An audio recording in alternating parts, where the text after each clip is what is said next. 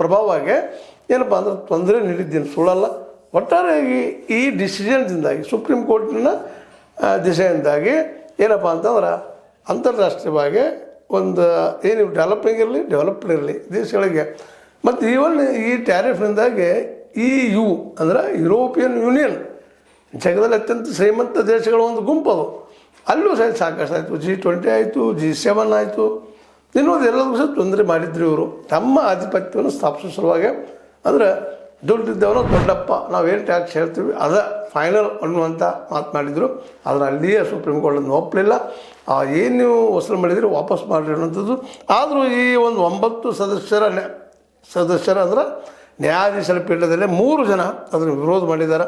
ಸುಂಕ ಏರಿಕೆಯು ವಿವೇಕದ ನೀತಿ ಆಗಿರಬಹುದು ಅಥವಾ ಇಲ್ಲದಿರಬಹುದು, ಆದರೆ ಇತಿಹಾಸ ಮತ್ತು ಪೂರ್ವ ನಿದರ್ಶನಗಳನ್ನು ನೋಡಿದರೆ ಅಧ್ಯಕ್ಷರು ತೆಗೆದುಕೊಂಡ ನಿರ್ಧಾರವು ಕಾನೂನುಬದ್ಧವಾಗಿಯೇ ಇದೆ ಅಂತ 3 ಜನ ಹೇಳಿದ್ರೆ.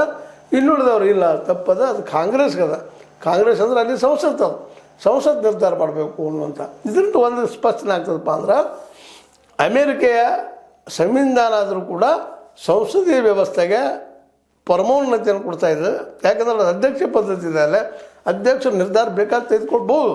ಆದರೆ ಕಾಂಗ್ರೆಸ್ ಒಪ್ಪಿಗೆ ಪಡ್ಕೋಬೇಕು ಕೆಲವೊಂದು ವಿಷಯದಲ್ಲಿ ಅನ್ನುವಂಥ ರೆಸ್ಟ್ರಿಕ್ಷನಲ್ಲಿ ಇರುವುದರಿಂದಾಗಿ ಬಹುಮತದ ಅಭಿಪ್ರಾಯಕ್ಕೆ ಬೆಲೆ ಆದಂಥ. ಹೌದು, ಅಧ್ಯಕ್ಷ ಪದ್ಧತಿ ಆ ವ್ಯಕ್ತಿ ಡಿಕ್ಟೇಟರ್ ಆಗೋ ಸಾಧ್ಯತೆಗಳು ಇದ್ದಾವಂತ ಅನ್ನುವಂಥ ಭಾವನೆಯಿಂದ ಅಥವಾ ವಸ್ತುಸ್ಥಿತಿಯಿಂದ ಅಲ್ಲಿಯ ಕಾನ್ಸ್ಟಿಟ್ಯೂಷನ್ ಅಂದರೆ ಸಂವಿಧಾನ ರಚನೆ ಮಾಡುವ ಸಂದರ್ಭದಲ್ಲೇ ಇದನ್ನು ನೆನಪಿಟ್ಟುಕೊಂಡು ಸಂಸತ್ತಿಗೂ ಅಲ್ಲಿ ಕಾಂಗ್ರೆಸ್ ಅಂದರೆ ಸಂಸತ್ತು, ಅಲ್ಲಿ ಸಂಸತ್ತಿಗೆ ಅದು